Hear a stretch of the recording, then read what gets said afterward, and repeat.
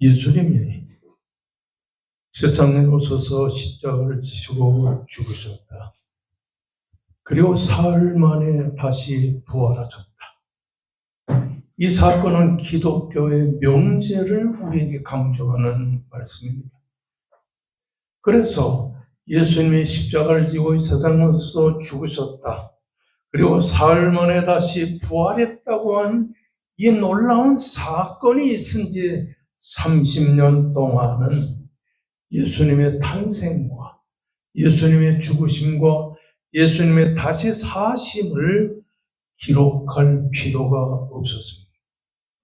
왜냐하면 예수님의 구원의 사건을 눈으로 직접 보고 귀로 직접 들은 사람들이 확신에 차서 예수 다시 사셨다. 예수 우리를 위해 부활하셨다는 사실을 날마다 증거할 수 있었기 때문인 것입니다. 이렇게 예수님의 복음 사역을 친히 눈으로 보고 귀로 들었던 사람들이 예수님의 부활과 예수님의 죽으심과 예수님의 복음 전파 사역을 증거할 때는 아무도 그의 말을 의심하는 사람들이 없었습니다. 그러나 한 사람 한 사람 예수님의 부활과 예수님의 죽으심을 증거하던 사람들이 나이가 많아서 죽어가게 됨으로써 이 복음의 말씀을 증거할 사람이 점점 적어지는 것이었습니다. 그래서 500여 명이나 되는 사람들이 예수의 죽으심과 예수의 부활을 증거하다가 한 사람 죽게 되니까 뭔가 성경을 기록해서 죽은 사람들을 대신해서 성경을 증거할 필요가 배도되기 시작했던 것입니다. 신약 성경은 바로 로마 제국이 세상을 지배하던 주후 1세기에 쓰여진 작품입니다. 그래서 마태복음과 마가복음, 누가복음, 요한복음을 보면 주후 60년에서 90년 사이에 성경을 기록한 것을 볼 수 있는 것입니다. 성경을 기록하던 그 시대는 알렉산더 대왕이 세계를 지배하던 때였는데 그때의 전 세계의 공통 언어는 헬라어였습니다. 오늘 전 세계의 이 세계의 공통 영어는 영어가 되듯이 이렇게 알렉산더 제국 시대의 언어인 헬라어가 만국 공통어로 사용되었던 것을 보게 됩니다. 그래서 마태, 마가, 누가, 요한복음 중에서 누가복음을 뺀 마태, 마가, 요한복음은 헬라어로 기록되었어요. 많은 사람들이 복음을 들으라고 헬라어로 기록됐는데 그 헬라어로 기록한 성경의 주자인 저자들은 이스라엘 사람들이에요. 그러니까 아무리 이 헬라어로 성경을 기록했어도 그 속의 사상은 셈족의 헬라어. 그리고 누가복음은 이스라엘 백성들이 70년 동안 바벨론 나라의 포로로 잡혀갔을 때 언어를 잃어버리고 아람어를 사용했는데 바로 누가복음은 아람어로 기록한 말씀이라고 하는 사실인 것입니다. 사복음은 어느 하나만으로는 예수의 참모습을 증거할 수가 없었습니다. 그래서 마태복음을 다 읽어봐도 마태복음에는 예수님의 전 사상이 기록이 되어 있지 않아요. 마가, 요한복음, 누가복음에도 마찬가지예요. 그러므로 마태, 마가, 누가, 요한복음 사복음을 다 합쳐야 예수 그리스도의 탄생과 예수 그리스도의 죽으심과 예수 그리스도의 부활을 통한 하나님의 사랑을 우리가 알 수가 있는 것입니다. 그렇습니다. 여러분, 성경을 보면서 적지 않은 사람들이 왜 똑같은 말씀인 마태, 마가, 누가, 요한복음을 4번이나 기록할 수 있었는가에 대해서 바로 마태, 마가, 누가, 요한복음을 총집산해야 예수님의 인생의 삶을 전반적으로 우리가 알 수 있기 때문인 것입니다. 이렇게 예수님의 복음의 말씀을 증거한 이후에 예수님이 십자가에 달려 죽으시고 사흘 만에 다시 살아나시고 그리고는 40일 만에 하늘나라로 올라갈 때 그 당시 유대 나라에는 종교가 2가지가 있었습니다. 하나는 유대교라는 종교가 있습니다.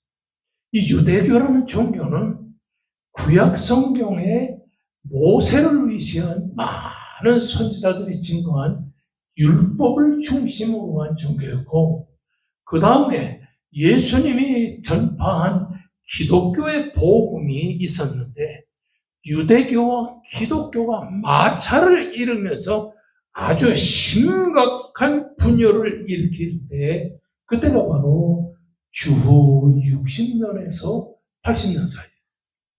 이때에 신약 성경에 가장 먼저 기록한 말씀이 여러분 어디냐면 마가복음. 여러분도 알지만 마가복음이라는 것은 마가는 요한이 기록한 하나님의 말씀. 근데 이 마가 요한은 예수님의 행동, 병 고치심, 바다 위를 걸으심, 기적을 많이 기록하고 있어요. 그러니까 예수님의 복음 전파에 대해서는 별로 기록하고 있지 않다고 하는 사실인 것입니다. 그래서 마태복음을 보게 되면 마가복음과 누가복음과 요한복음을 총집산한 말씀으로서 마가복음이 마태복음보다 먼저 기록됐지만은 실제적으로 마태복음은 바로 구약의 율법의 내용과 신약의 출발을 가리키는 말씀이기 때문에 성경을 기록할 때 마가복음을 가장 먼저 기록하지 않고 마태복음을 먼저 기록했다고 하는 사실인 것입니다. 마태복음에는 예수님의 복음 사건이 우리 인간들에게 주는 의미와 초대교회가 직접 직면한 중요한 내용을 3가지로 보통 보여주고 있습니다. 다시 말하면 구약과 신약의 관계가 무엇인가? 이 의문이 됐어요. 그래서 초대교회 교회들은 구약과 신약의 관계를 알고 싶어하는 마음이 있었어요. 둘째로는 기독교를 개종한 이방 종교인들이 율법과 믿음을 어떻게 조화시킬 것인가, 이게 알고 싶었어요. 세 번째는 구약시대 사람들의 행동 기준이 율법이라면 오늘날 교회의 행동 기준은 뭐냐, 이걸 알고 싶었어요. 그래서 마태, 마가, 누가, 요한복음을 쭉 기록하고 있는 것을 볼 수가 있다고 하는 사실입니다.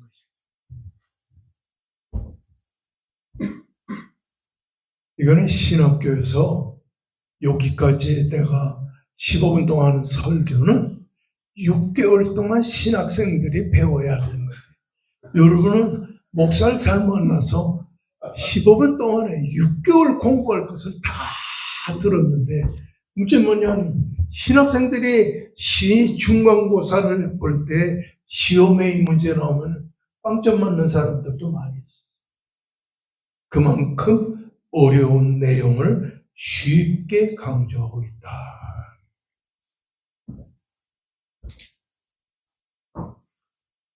특별히 마태복음에는 30번이나 하늘나라라는 말이 반복적으로 기록되어 나온 걸 볼 수가 있어요. 몇 번이나요? 30번. 몇 번이에요? 30번. 하늘나라라고 하는 말은 뭔가 우리는 생각할 때 하늘나라는 천국을 말한다. 이렇게 보지만은 마태복음에 기록된 하늘나라는 하나님의 나라를 말합니다. 그러면 하나님의 나라가 하늘나라로 표현되는데 하나님의 나라라는 말 뭐냐면 하나님의 주권이 통치하는 곳을 하늘나라라고 해요. 영원한 하나님의 나라 천국만을 말하는 게 아니고 하나님의 주권이 통치하는 그런 곳이 하늘나라라. 이 세상에 많은 나라가 있습니다. 그런데 이 세상에는 러시아도 있고 중국도 있고 그리고 미국도 있고 일본도 있고 한국도 있고 영국도 있고 프랑스 파리도 있고 많은 나라와 지방이 있지만 거기에는 믿는 사람도 살고 있고 안 믿는 사람도 살고 있는데 예수 그리스도를 믿고 구원받은 성도들이 살고 있으면서 그 성도들이 하나님의 나라 건설을 위해서 살고 있는 모든 하나님의 주권의 통치가 통치되는 것이 하나님의 나라라고 하는 사실. 그러니까 여러분 여기서 우리가 알아야 될 건 뭐냐면 우리는 지금 대한민국이라는 곳에 살고 있지만 실상 우리는 대한민국에 몸은 살고 있지만 우리 마음과 우리의 생각은 대한민국의 하나님의 통치가 지배되는 하나님의 교회에 우리가 살고 있기 때문에 우리는 나라가 둘이에요. 하나는 대한민국이라는 육신의 나라가 있고 또 하나는 하늘나라 천국을 의미하는 영적인 나라의 백성이라고 하는 사실인 것입니다. 아멘. 할렐루야. 아멘. 그래서 이 말씀 속에서 우리가 생각하는 뭐냐면은 귀신의 세력의 지배를 받고 살고 있던 우리가 예수 그리스도를 만남으로 하나님 나라의 백성이 되었다고 하는 이것을 바로 이 성경이 강조합니다. 다시 말합니다. 마태복음과 마가복음과 누가복음과 요한복음 무엇을 강조하느냐? 세속적인 세상 나라에 살고 있던 우리 그리스도인이 예수를 믿고 구원받아 하나님의 백성 된 것을 마태, 마가, 누가, 요한복음이 쭉 기록해 주고 있다고 하는 사실인 것입니다. 이런 가운데서 특별히 오늘 여러분과 함께 생각하는 하나님의 말씀은 바로 뭐냐? 마태복음. 이 마태복음은 무엇을 강조하느냐? 바로 하늘나라, 하나님의 나라. 예수를 믿고 하나님의 백성된 성도들의 변화된 생활을 마태, 마가, 누가, 요한복음이 기록하고 있다고 하는 사실입니다. 특별히 오늘 마태복음 17장에 보게 되면 할아버지가 간질병 들려 고생하는 아들을 데리고 비참하게도 세상을 살아가던 내용이 쭉 기록이 되어 있는 것을 볼 수가 있습니다. 이 간질병이라고 하는 병은 어떤 병이냐니 셀레니아 조마이라고 하는 헬라어입니다. 셀레니아 조마이. 이 셀레니아 조마이라는 말은 달이 침범을 받는다. 밤중에 달빛이 있잖아요. 이 달이 침범을 받는다. 다시 말하면 간질병은 달과 직접적인 관계가 있다는 옛날 사람들의 생각에서부터 생긴 병입니다. 그런데 오늘 이 본문 말씀에 보게 되면 간질병에 고생하던 아들이 간질병으로 인해서 불에도 넘어지고 물에도 넘어지고 이런 내용이 쭉 기록이 나옵니다. 중요한 것은 이 마태복음 17장 내용, 마가복음 9장과 누가복음 9장에도 똑같이 기록했는데 그 내용이 좀 더 강세적으로 기록한 것이 바로 마태, 마가, 누가복음에 반복적으로 나오는 것을 보게 되는 것입니다.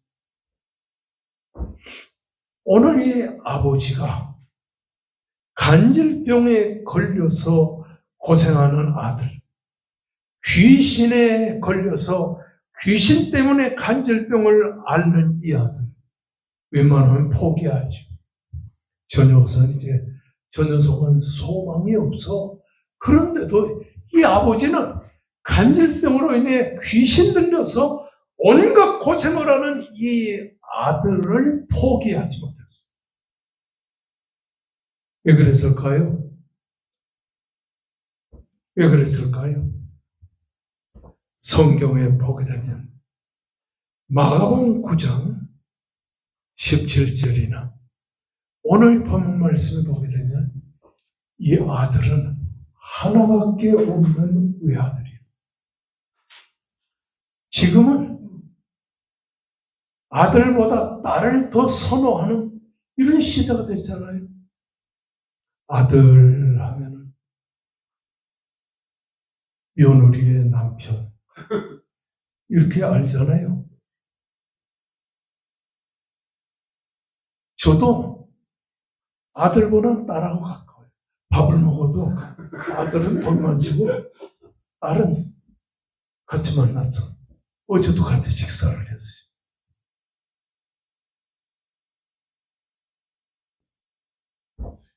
외아들. 2000년 전 이스라엘에서는 여자는 아주 천박시하던 시대. 아들이 가장 그래서 족보에도 아들 이름만 쫙 기록하는 것이 대부분이었어요. 이런 시대에 하나밖에 없는 외아들이 간질병으로 인해서 귀신 들려가지고 그러니까 고통과 괴로움을 당하다. 우리도 하나밖에 없는 것이 내게 있다면 그 포기 못하죠. 그래서 이 아버지는 이 아들의 병을 고쳐보기 위해서 제자들도 찾아가보고 예수님도 찾아왔어요. 여기서 배우게 되는 것은 무엇이냐? 인생의 문제는 사람이 해결할 수 없다. 인생의 문제는 사람이 해결할 수 없다. 따라합시다. 인생의 문제는 사람이 해결할 수 없다. 사람이 해결할 수 없다. 요즘에 보면 가정의 문제나 자식의 문제나 돈 문제를 위시해서 여러 가지 인생 문제를 해결해 보려고 사람 찾아다니는 게 얼마나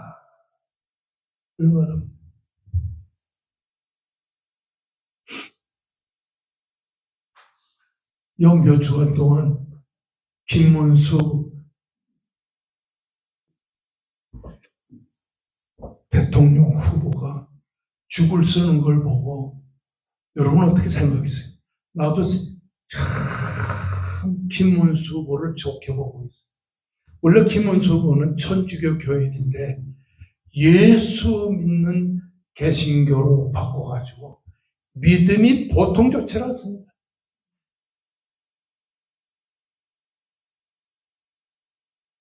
그러면 내가 이번에 국민의힘의 대표가 되면 내가 한독수 후보에게 양보하겠습니다. 한번 얘기를 했으면 지켜야죠. 그런데 그 약속을 지킨다는 게 제가 볼 때도 보통 힘들지 않습니다. 저 같은 사람은 행동을 함부로 할 수 없어요.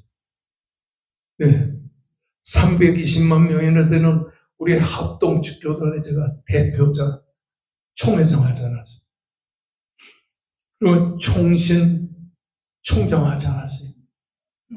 칼빈대 총장 하지 않았어요. 총신대 이사장 하지 않았어요. 그리고 제가 여기 조금 가면 아시아연합 신학대학교 이사장 하지 않았어요. 학교 다 무너진 거 정말 3년 동안 해가지고 학교 먹으려는 사람을 지켜놓고 학교를 다 정상화시켜서 그리고 내가 이사장 불러하잖아요. 사람들이 그럽니다. 길 목사님 참 바보요. 왜요? 아니 그 주인도 없는 학교 다 정상화 시켜놨으면 당신이 이사장 하면서 학교를 먹을 수 있는데 왜 그렇게 안 했습니까? 처음에는 웃기만 하다가 하도 10년여 동안 그런 말을 해서 내가 그러지. 이 다음에 천당에 가서 하나님 앞에 매맞으려고 그래요. 아멘. 지금은 아시아연합 신학교에 좌파들이 딱 쥐어서 학교를 먹어버렸어요.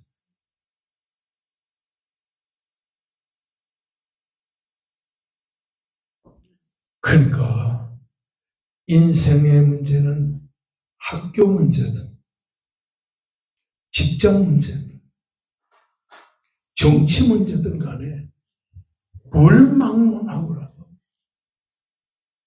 인간이 해결할 수 있는 건 아무것도 없습니다.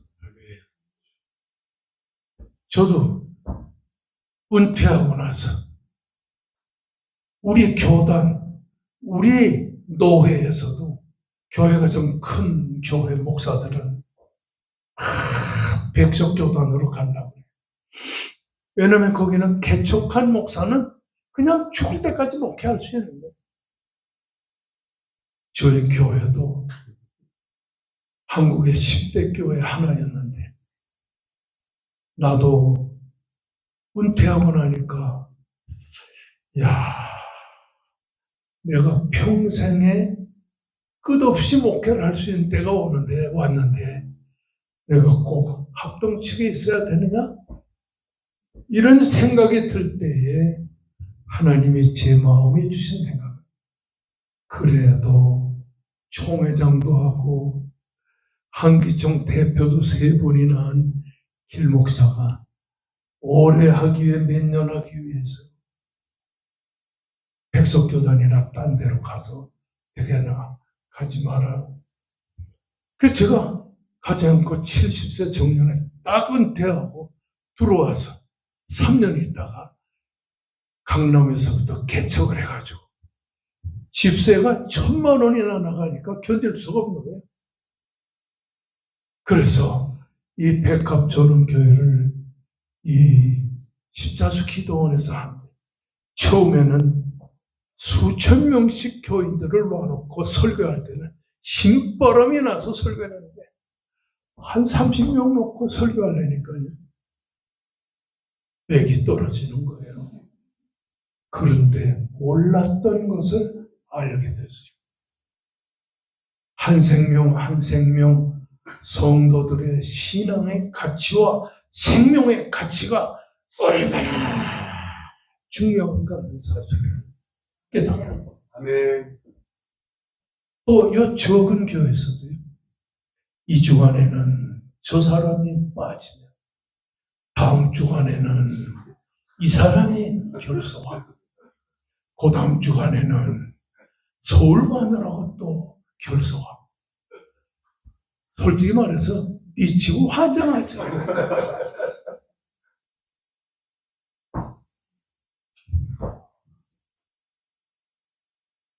오늘 아침도 아침에 일어나가지고 하나님 앞에 간절히 여러분의 이름 권 집사님도 이렇게 기도했어요. 한 분 한 분 감옥에 있는 성도들까지 다 기도해 줬어요.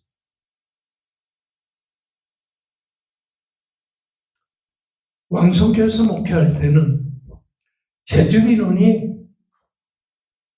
15,000명, 청년들과 주일학생 다 합치면 2만 명이 넘는데 그 사람들의 그 가정에 이름을 다 기억 못하니까 제적 카드를 이만큼 놓고 새벽마다 그 제적 카드를 놓고서 한 장 한 장 뒤져가면서 읽어가면서 성경을 읽고 성도들을 위해 기도했다. 하나님 아버지, 우리 성도들이 사람 찾아다니지 말게 하시고 인생의 문제는 사람이 해결할 수 없다는 것을 깨닫게 해주옵소서. 그렇게 기도를 수십 년 동안을 그렇게 제조카드 놓고 기도를 했더니 제조카드가 자꾸 쌓이는 거예요. 이렇게 등록한 교인이 많아지. 그래서 새벽에 제조카드를 들고 나오려면요 묵직해가지고 그걸 갖다가 내가 기도하는 책상에다 놓고서 설교하고 나서는 이렇게 돼요. 그렇게 기도해준 성도들이 내가 은퇴한 지 14년이 됐는데 아직까지 찾아옵니다. 아직까지 찾아옵니다.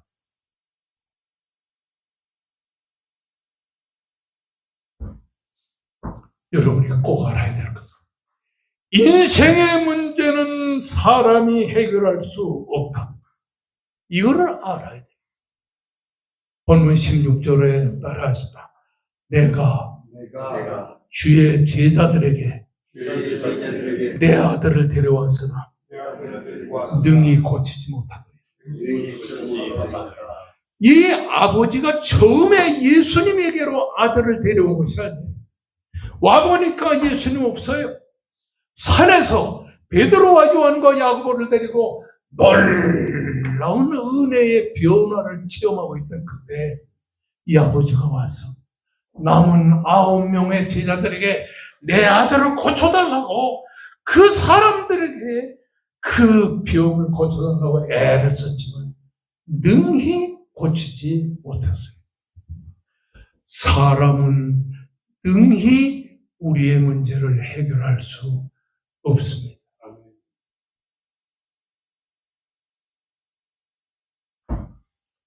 요즘에 텔레비전에 보면 더불어민주당, 국민의힘 할 것 없이 거기에 대부분의 지도자들은 내가 과거에 총회장하고 한기총 대표할 때 나한테 1년에 한 번씩 인사하러 왔습니다. 거기 보면 안수 집사도 있고 장로도 있고 그런데 요즘에 나오는 거 보면 장로감, 구실감, 장로 구실도 못하고 안수 집사 구실도 못합니다.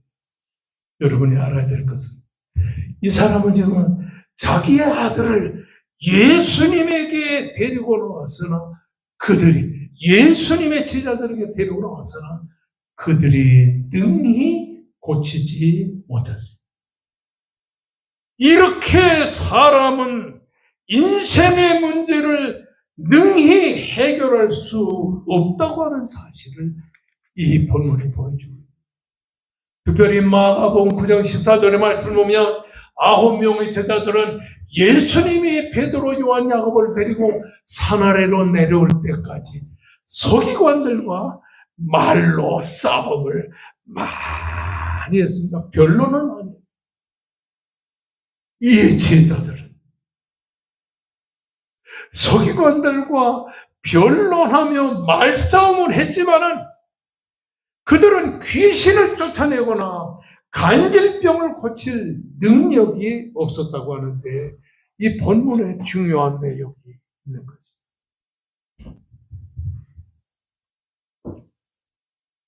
그러면 9명의 제자들이 왜 간질병을 앓는 이 아버지의 아들의 병을 고치지 못했는가?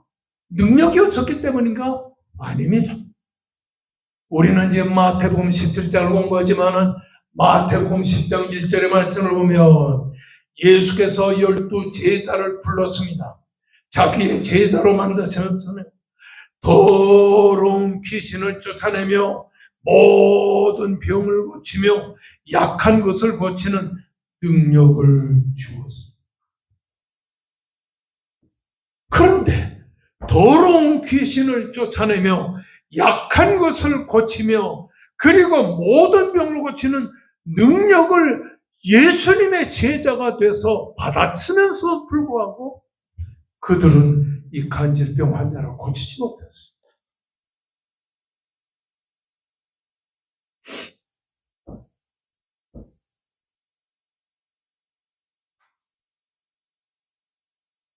여기에 모든 병과 모든 약한 것을 고치고 더러운 귀신을 쫓아내는 능력을 받았는데 그 능력이라고 하는 것이 하늘나라 일꾼으로서 합당한 권능과 능력과 힘을 말하는 거죠.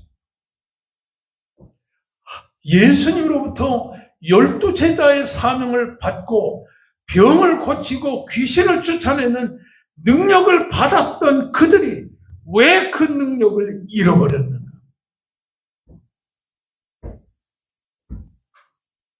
마태복음 17장 40절에 그들이 능히 못하도이다. 그 예수님으로부터 능력을 받았던 그들이 세상을 살면서 능력을 잃어버리고 은혜를 잃어버렸기 때문이라고 하는 사실인 것입니다. 오늘도 병든 아들의 병을 고칠 수 없었던 거예요. 오늘날 우리가 가지고 있는 우리 인생의 문제는 사람이 해결할 수 없다는 것을 알아야 되는 것입니다.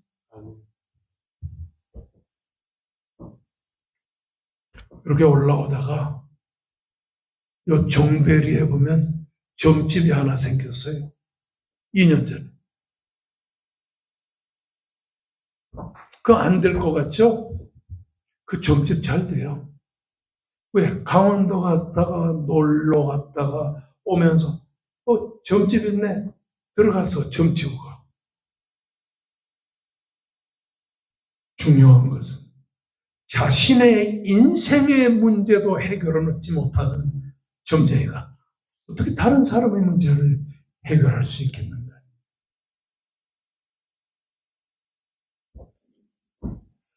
사람을 의지하지 마세요.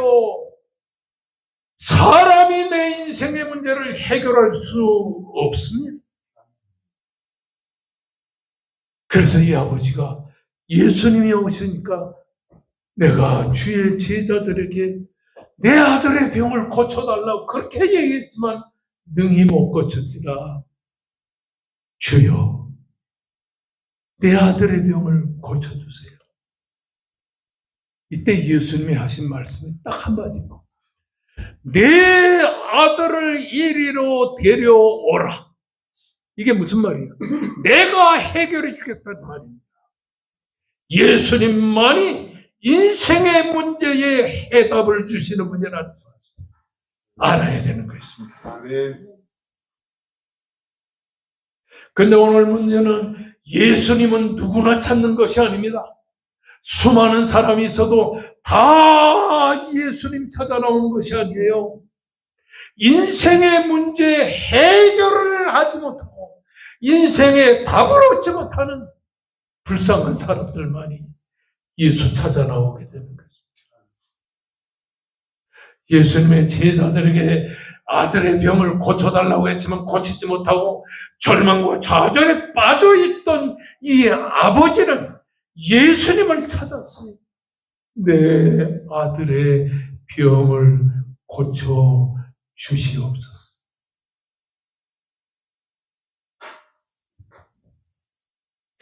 이때 예수님께서는 42절에 보면 더러운 귀신을 내어쫓으시고 아이를 낳게 하사 그 아버지에게 아들을 돌려줬어요.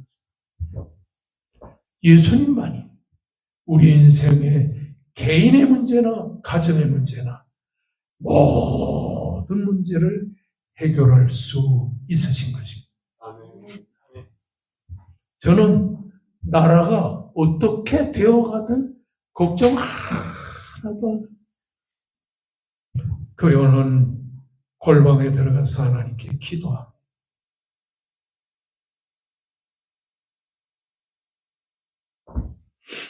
우리 집에는 기도 골방이 있어요. 반평짜리. 거기에 책상 놓고 그리고 성경을 읽게 하고 거기에는 또 이 기도 망도 걸어놨어요. 그래서 추울 때는 그걸 입고 그리고 겨울철에 이 산소에 가면서도 또 거기에서 한 30분, 40분씩 그 추운 데에 앉아서 기도할 때는 기도망도를 다 입고 이렇게 기도해요. 하나님 아버지, 우리 아버지에게 기도망도를 입고 기도할 수 있게 해주셨는데 아버지가 10년 동안 기도망도를 입었다가 내가 개척하면서 아버지의 기도망도를 가지고 와서 37년 동안 그가 새벽마다 철야할 때마다 기도망도를 입고 기도했는데 지금은 그 기도망도가 다 낡아가지고 아들이 새벽마다 그 여름철에 더운 때에도 기도망도 입고서 하나님 앞에 간절히 기도합니다. 그래서 제가 아들 보고 기도망도를 달라고 할 수가 없어가지고 우리 황 사장님한테 가서 기도망도 하나 만들어 달라고. 그랬더니 내 제자들이 둘이 찾아와가지고 목사님 우리한테도 기도망도 좀 해주시죠. 그게 얼마짜린데 한 별에 100만 원이야. 그걸 거절했는데 집에 와서 가만히 두어가지고 있는데 하나님이 그랬어요. 길 목사야 기도하겠다고 기도망도 해달랬는데 왜 안 해주니? 책망을 받아서 그 다음날 가서 기도망도를 부탁을 해가지고 6개월 만에 2번 해가지고 그 제자들에게 주었어요. 그리고 기도망도를 다 인생의 문제를 해결하시는 전능하신 하나님이요 은혜를 주시고 아멘. 예수님이요 문제를 해결해 주시옵소서. 아멘. 오늘 어버이 주일날 이 본문에 병든 아들 때문에 고생하는 아버지를 보면서 오늘날 우리 부모들의 책무가 2가지라는 사실을 알고 부모 여러분 자식들 의지하고 자식들 가지고서 내가 사람 찾아다니면서 내 아들 문제, 딸 문제 기도하지 마세요. 여러분에게는 2가지 책무가 있습니다. 하나는 부모로서 2가지 책무. 첫째는 기도입니다. 이 본문의 말씀 보면 14절에 꿇어 엎드려 이르되 내 아들을 불쌍히 보아 주시옵소서. 아멘. 오늘날 부모님들은 좋은 학교에 보내기 위해서 학원에도 그냥 5개, 6개, 7개, 10개씩 댕기게 하고 그거 하지 말라는 건 안 했지만은 가장 중요한 게 부모의 책무는 자식을 위해 기도하는 것입니다. 아멘.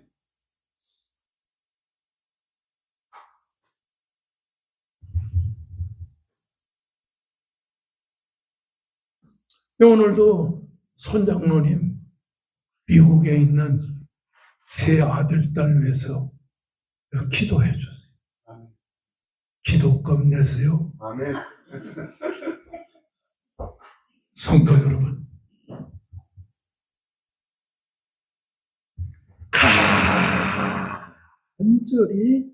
간절히 자식을 위해 기도하세요. 아멘. 기도하는 이 아버지에게 예수 말했어요. 그 아이를 내게로 데려오라. 내가 해결해 주겠다. 자녀의 인생의 문제는 예수의 손안에 있다는 사실을 믿으시기를 주의 이름으로 축원합니다. 아멘. 두 번째 부모의 책무는 뭐냐? 믿음입니다. 3년 동안이나 예수를 쫓아다니던 제자였지만 믿음이 없을 때 아무것도 할 수 없었어요. 9명의 제자는 그냥 이 서기관과 변론만 하고 있었어요. 능히 고치지 못하고. 예수님은 그 9명의 제자들에게 우리는 어찌하여 하지 못하였나이까? 이런 질문을 할 때 믿음이 없는 연고이니라. 믿음이 한 겨자씨만 있으면, 겨자씨만큼만 있으면 이 산을 명하여 저리로 옮기라도 옮길 것이 못할 것이 없느니라.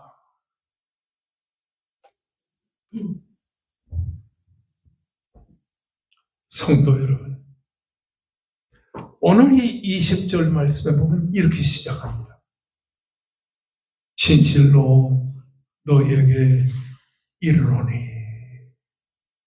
진실로 너에게 이르노니라는 말이 마태복음에 자주 나오는데 이것은 어떠한 중요한 교훈을 말할 때에 주의를 환기시키기 위해서 하시는 말씀입니다. 성도 여러분, 믿음이 한 겨자씨만큼만 있으면, 겨자씨는요 조그마한 씨입니다. 지금은 가고 싶으면 누구나 다 이스라엘 가지만은 30년 전에는요 여권이 잘 나오지 않고 할 때에는 이스라엘에 가기가 힘들었어요. 어떤 목사님이 용케 이스라엘에 갔다가 돌아와가지고 수요일 날 설교를 하는데, 여러분 요게 뭔지 압니까? 요 안에 겨자씨 하나 있습니다. 그리고 겨자씨를 꺼내가지고 여러분 나와보세요. 겨자씨가 얼마나 작은가. 그래서 교인들이, 권사님들이 막 나와가지고 보다가 권사님들의 콧김에 겨자씨가 날아가고 그렇게 겨자씨가 아주 작습니다. 근데 이 겨자씨가 나중에 크게 되면 3.5cm에서 4.5cm 정도 크면서 새들이 와서 앉을 수 있을 정도로 강한 나무가 됩니다. 성도 여러분, 믿음도 수십 년을 교회 생활하는데도 믿음이 안 자라. 조그마한 겨자씨 같아요. 그러나 신앙생활을 해가는 가운데 나도 모르게 믿음이 성장하게 되면 어떠한 무거운 물체도 그 위에 올려놓을 수 있게끔 믿음이 성장하게 되는 거죠. 그래서 믿음이 성장하여 믿음으로 승리하는 겨자씨 신앙을 갖게 된다는 말은 한마디로 하나님의 말씀을 믿는 것을 강조합니다. 과거에는 하나님의 말씀을 믿지 못했는데 믿음이 성장하고 나서는 하나님의 말씀을 믿는 믿음이 생겨지게 됩니다. 그렇게 되면 못할 것이 없느니라. 불가능을 가능케 하는 놀라운 축복을 받게 되는 겁니다. 그러므로 하나님의 말씀만 굳게 믿고 나아가면 불신앙이 변하여 신앙이 되고 불가능이 변하여 가능한 역사가 일어나게 되는 거예요. 아멘.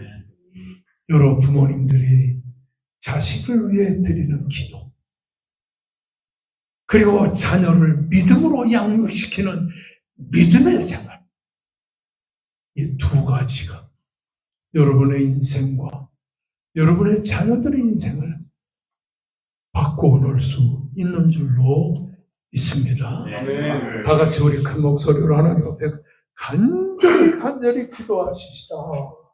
백합전업계 살아가는 성도들을 지켜주시고 은혜와 사랑으로 함께 해달라고 하나님 앞에 간절히 기도해 주시기를 바랍니다. 그리고 병마에 시달리는 성도들의 가정을 바라보소서. 임정호 목사님 4분, 그리고 한광욱 장로님, 부인 정권사님, 그리고 조은 목사님, 그리고 김 목사님, 여기에 병들어 신음하는 성도들 가정가정에 하나님의 축복이 넘치게 되어 주시옵소서.